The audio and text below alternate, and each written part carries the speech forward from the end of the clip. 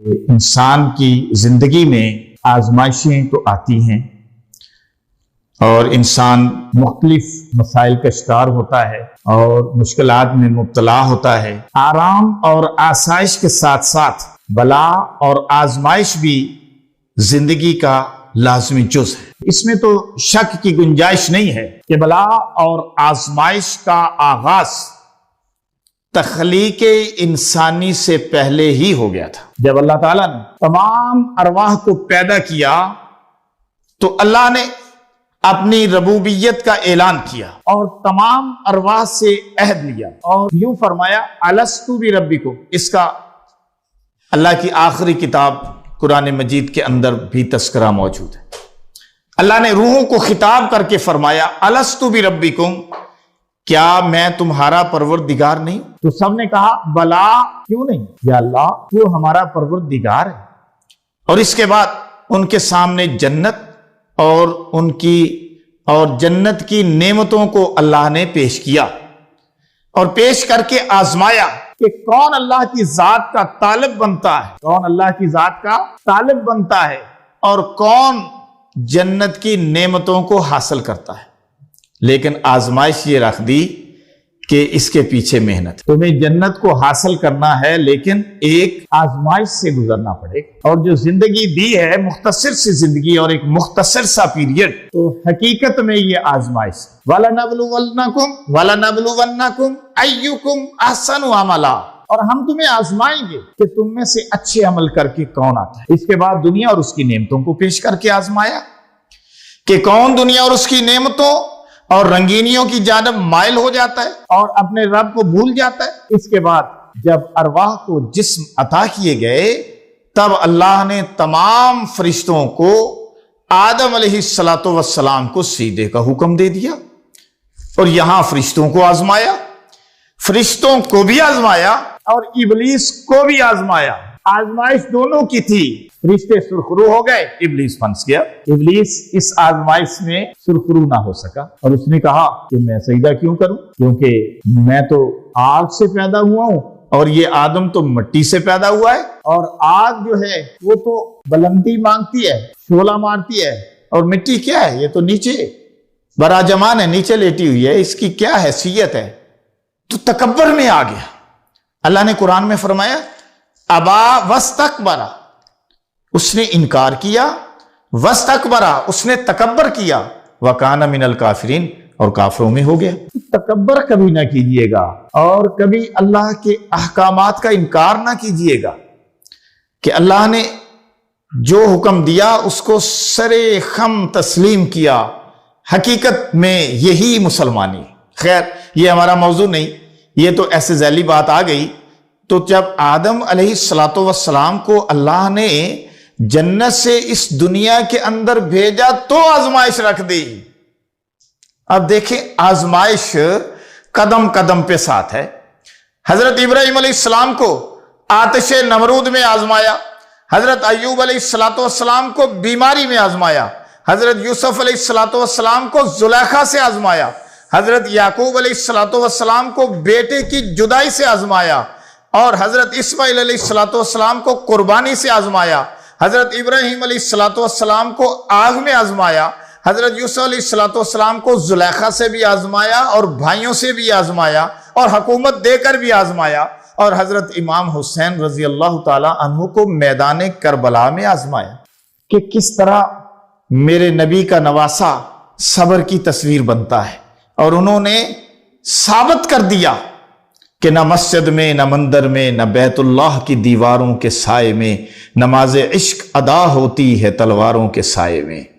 تو اللہ نے آزمایا ہے، اپنی پاک ہستیوں کو آزمایا ہے، نیک لوگوں کو آزمایا ہے۔ ارشاد باری تعالیٰ ہے ہم نے انسان کو ملے جلے نطفے سے تخلیق کیا ہے تاکہ ہم اسے آزمائیں۔ انا خلقنا الانسان من نطفۃ امشاج نبتلیہ، ہم نے انسان کو ملے جلے نطفے سے پیدا کیا، نبتلیہ، تاکہ ہم اسے آزمائیں۔ لیکن انسان کی آزمائش اللہ کے نزدیک اس کے مراتب اور درجات کے مطابق ہوتی ہے۔ یہ بھی نوٹ فرما لیں، بہت اہم نقطہ ہے۔ اور بہت اہم پوائنٹ ہے کہ آزمائش انسان کی حیثیت اس کے عہدے کے مطابق ہوتی ہے. جتنا بڑا اس کا عہدہ ہوگا، جتنی بڑی اس کی حیثیت ہوگی، بلکہ اگر میں یوں کہوں تو بے جانا ہوگا کہ جتنا وہ اللہ کے قریب ہوگا، جتنا اللہ کا مقرب ہوگا، آزمائش اتنی بڑی ہوگی. تو لہذا میں نے انبیاء علیہ الصلوۃ والسلام کی ایک مختصر سی لسٹ پیش کیا آپ کے سامنے کہ دیکھو اللہ نے نبیوں کو آزمایا اور اس طرح آزمایا کہ جس طرح آزمانے کا حق ہے.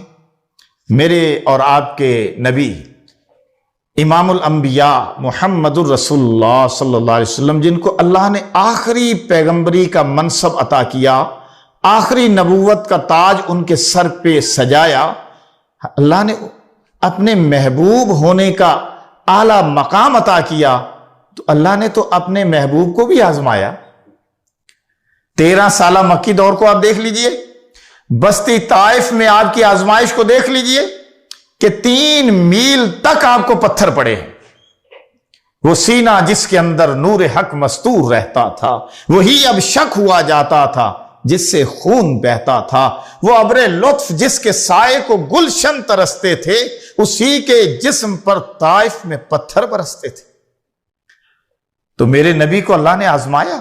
ایک مرتبہ امام الانبیاء محمد الرسول اللہ صلی اللہ علیہ وسلم سے اما عائشہ صدیقہ رضی اللہ تعالیٰ عنہ نے سوال کیا کہ یا رسول اللہ، سابقہ نبیوں پر بھی تو بڑی بڑی آزمائشیں آئی ہیں، بڑی بڑی آزمائشیں آئی ہیں، آپ پر بھی آزمائشیں آئی ہیں؟ فرمایا ہاں عائشہ، مجھ پر بھی بڑی بڑی آزمائشیں آئی ہیں، اور میرا رب دیکھنا چاہتا تھا کہ میں کچا ہوں کہ پکا ہوں. جس طرح کمہار اپنے بنائے ہوئے برتن کو دیکھتا ہے نا بجا کر کہ کچا ہے کہ پکا ہے، میرے رب نے مجھ پر بڑی آزمائشیں ڈالی ہیں، لیکن اللہ ہی نے مجھے استقامت نصیب فرمائی ہے. تو جو آزمائشیں ڈالتا ہے نا، استقامت بھی وہی دیتا ہے. لہٰذا آزمائشوں سے گھبرانا نہیں چاہیے، کیونکہ استقامت دینے والی بھی تو وہی ذات ہے جو آزمائش ڈال رہی ہے. اس کا ایک مقصد ہے، آزمائش جو ڈال رہا ہے تو اس کا ایک مقصد ہے. حضور علیہ الصلوۃ والسلام کا فرمان ہے کہ سب سے زیادہ مبتلائے آزمائش انبیاء ہوئے ہیں، پھر ان کی مثل یعنی ان کے بعد جو درجے میں تھے وہ مشکلات میں ڈالے گئے. جناب ابوبکر صدیق رضی اللہ تعالیٰ عنہ کی مشکلات کو دیکھیں نا، جناب عمر رضی اللہ تعالیٰ عنہ کی مشکلات کو دیکھیں، اور جناب عثمان رضی اللہ تعالیٰ عنہ کی مشکلات کو دیکھیں، اور جناب علی المرتضیٰ شیر خدا کی مشکلات کو دیکھیں، اور پھر علی المرتضیٰ شیر خدا کے فرزند میدان کارزار میں، میدان کربلا کے اندر جو قربانی پیش کر گئے. آپ ان آزمائشوں کو دیکھیں نا، ہم ان پر ذرا غور کریں تو خدا کی قسم میں یہ دعوے سے کہہ سکتا ہوں کہ ہمیں اپنی مشکلات ہلکی نظر آئیں گی اگر ہم ان ہستیوں کا مطالعہ کریں، ان کو دیکھیں. آزمائش اللہ کی خوشنودی کا باعث ہوتی ہے، اللہ کی خوشنودی کا باعث ہے. ہم گھبراتے ہیں، شکوہ کرنے لگ جاتے ہیں.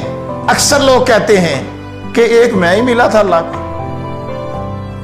میرے پاس اگلے دن ایک جوڑا آیا، استاد صاحب ہی تھے، ٹیچر تھے، ان کی بیگم ان کے ساتھ تھی، ان کی اولاد نہیں.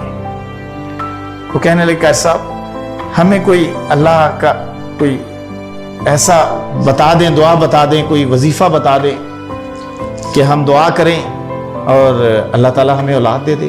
10-15 سال ہو گئے ہمارے اولاد نہیں. میں نے کہا کہ دیکھیں یہ تو اللہ تعالیٰ کا اپنا ایک نظام ہے، اولاد دینے کا ڈپو تو اللہ کے پاس ہے، اور اللہ نے قرآن میں فرما دیا کہ ہم جن کو چاہیں بیٹے عطا کریں،